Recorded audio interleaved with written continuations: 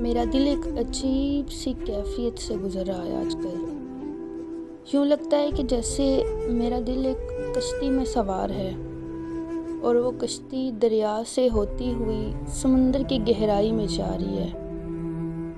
हर तरफ बस पानी ही पानी है, बस अंधेरा ही अंधेरा है आसपास। कोई ताल्लुक रूह को नहीं रास, जैसे रूह और जिस्म जुदा हो चुके हैं,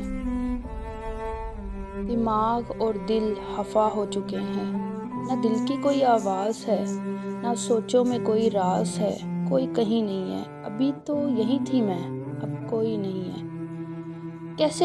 किसी रंग में कोई रंग नहीं है, सब अकेले हैं, कोई किसी के संग नहीं है। ज़ाहिरी दुनिया से बहुत आगे की बात है। कैसी अजीब ज़ात है, जिसके दिन में भी रात है। मेरे अल्फाज की शक्ल भी खामोश सी हो गई है। खुशी बचपन में जाके सो गई है। अच्छा, वो मोहब्बत की बात की तुमने? हाँ, वो भी एक बवाल है, कच्ची उम्र का पक्का जाल है। हिजर में तो विसाल है, इस जान का उस जान में इंतकाल है। मेरी बातें तुम्हें समझ तो आ रही हैं ना? मैं बात नहीं करती अब। मैं बात नहीं करती। हाँ, जब करती हूँ तो ऐसी बातें करती हूँ। सब कहते हैं, यार कैसी बातें करती हो।